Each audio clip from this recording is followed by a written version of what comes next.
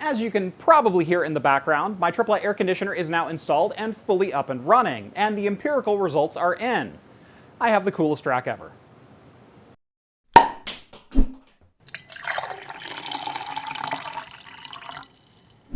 Today's video is brought to you by Ridge Wallet. Since the dawn of time, wallets have been two things: leather and bulky. Ridge Wallet's space-saving design is not only easier to carry around, it keeps your money safe with RFID blocking built in.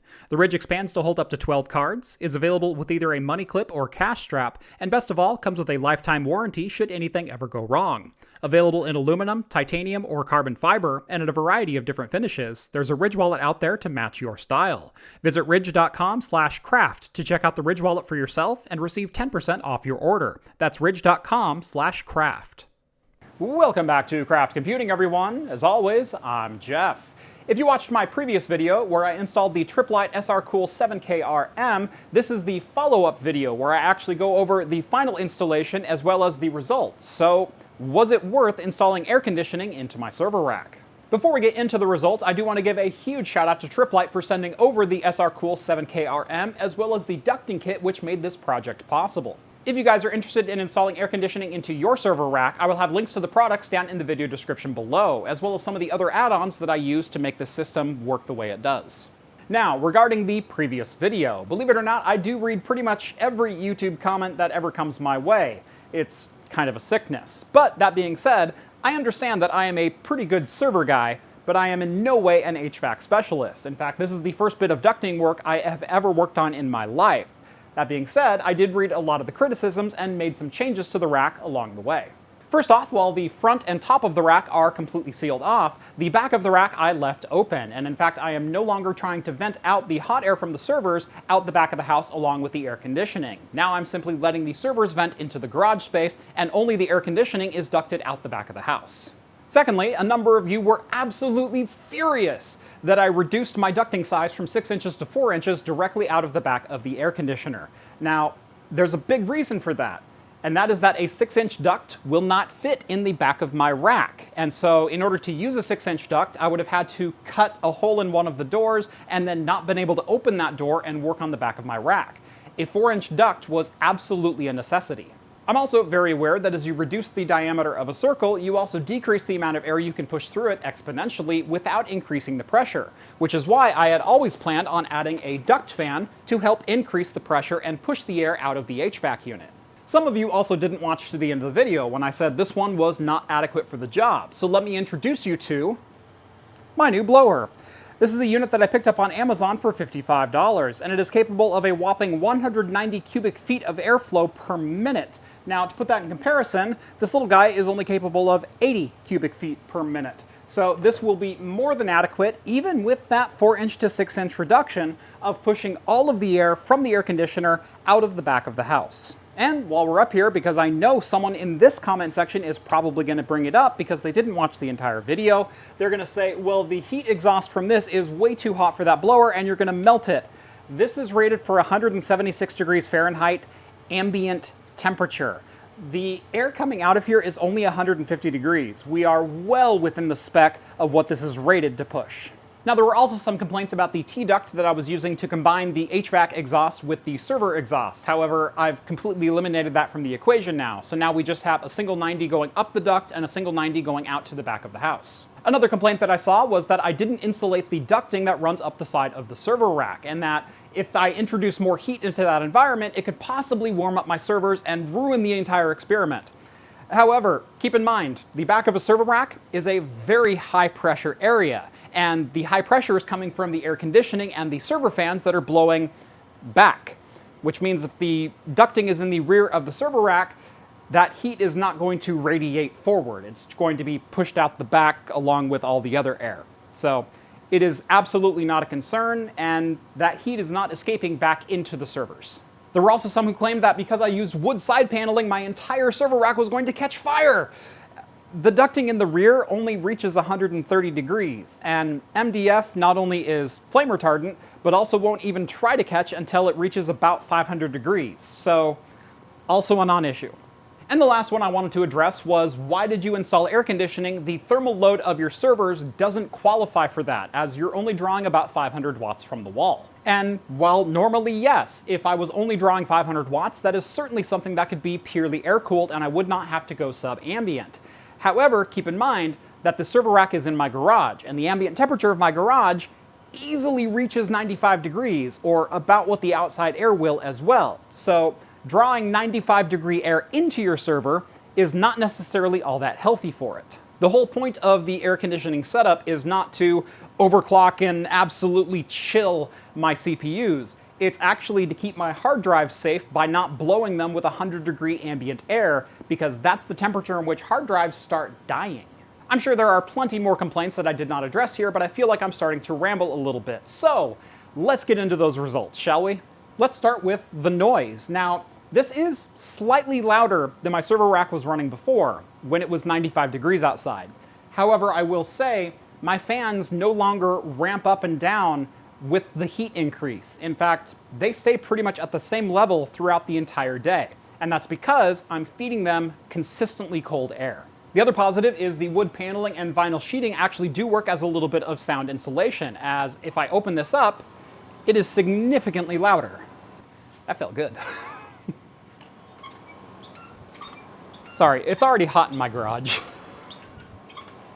So I've been testing the effectiveness of this air conditioner over the last 3 days, and I tested it 2 different ways. Again, addressing a complaint. I'm sorry, I'm a broken record at this point, but some people were wondering, why am I even exhausting any air out of the back of the garage? Because wouldn't it make sense just to recirculate everything since I've already chilled it down? Well, no, because the way air conditioners work is by flooding refrigerant through a compressor and then blowing air through it. However, the air that comes out the other side is about 150 degrees. Being the good sport that I am, I went ahead and tested that anyway, and the results were not good. In fact, it raised the ambient temperature of my garage from the 94 degrees outside to 101 degrees inside. However, the air conditioner still performed remarkably well. In fact, at that 101 degree temperature, we still saw a 15 degree differential, blowing only 86 degree air over the front of the rack, which still is well within the margin that my hard drives and CPUs are going to be happy at. But fast forward to the next day, and I got the ducting fully installed, as well as the blower fan that's taking all of that hot air and pushing it out of the back of the garage, and the results are freaking fantastic, resulting in a 17 degree differential from ambient temperature to inside the rack. We peaked at 95 degrees yesterday. My highest recorded temperature was 79, and that was just barely touching it for a couple of minutes. Most of the time, it was running at about 77 degrees. What's even better than that is we actually achieved sub-ambient cooling levels on the Dell R7610. The ambient air temperature was about 94 degrees, the intake temperature was 77, however the output out the back of the R7610 was only 90 degrees, 4 degrees below ambient. Inside the R7610, the CPUs really didn't see much of a temperature decrease, however the fan speeds definitely went down. During a normal summer day where it hits about 95 degrees in my garage, the fans would ramp up to between 5,000 and 6,000 RPM, and even my wife noted, "Your servers don't sound happy."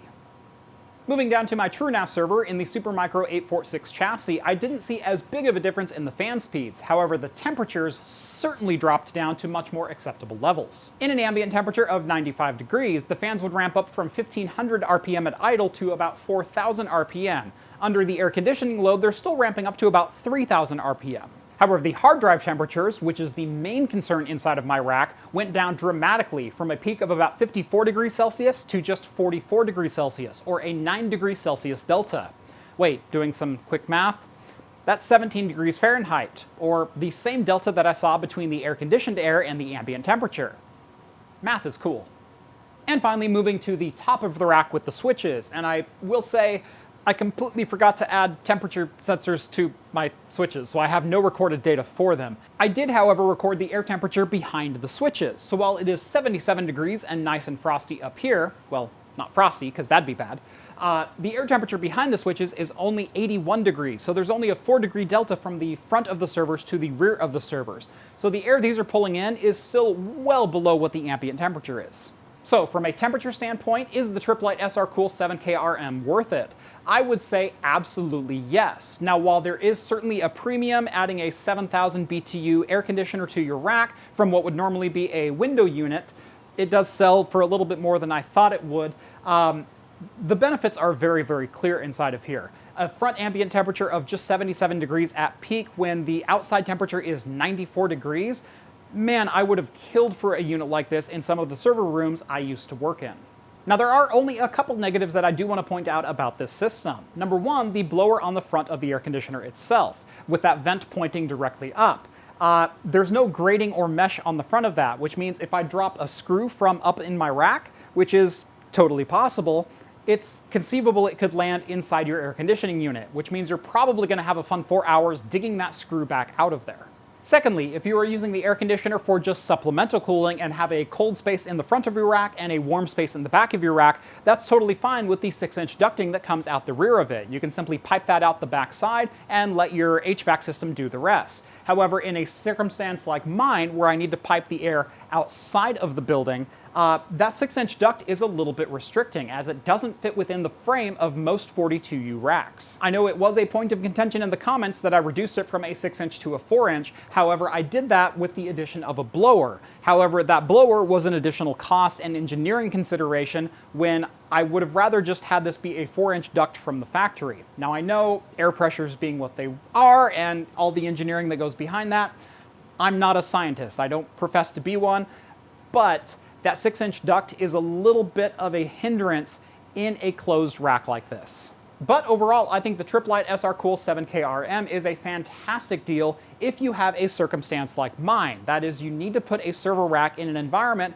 that the ambient temperature is not overly friendly. As someone who has previously worked with server racks in 95 and 100 degree temperatures, that is the temperature range when hard drives just start dropping like flies, regardless of the mean time between failure rating of the manufacturer. It's not a temperature hard drives like to survive at very long. Getting that ambient temperature range back down into the high 70s or even low 80s is certainly advantageous to your server's long-term health, and can certainly help your uptime and reliability of your server stack.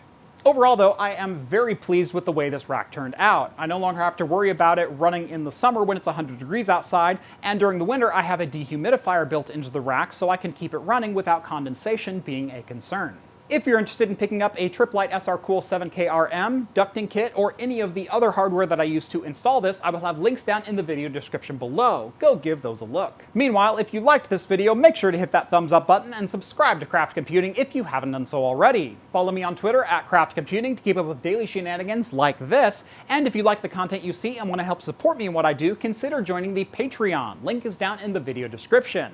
Minimum donation of $1 will get you exclusive access to my Discord server, where you can chat with myself and the other hosts from Talking Heads.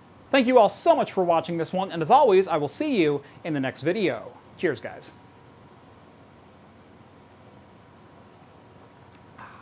That's really good.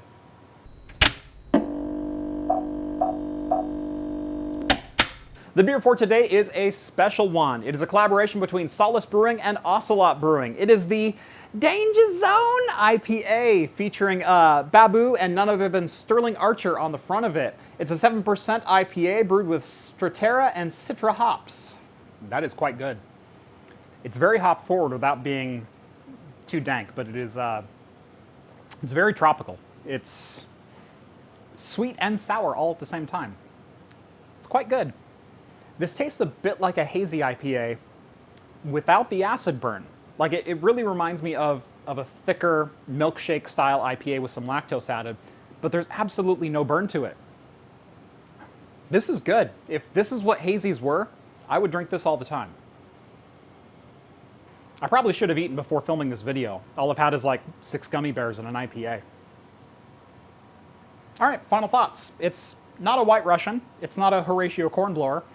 But it's pretty darn good. Like I said, it's kind of like a hazy meets IPA, where I know a hazy is a hazy IPA, but this is a lot of the taste and flavor that I do enjoy from a hazy IPA without the acid burn on the back end. There is absolutely no acid that makes it through the end of the flavor profile.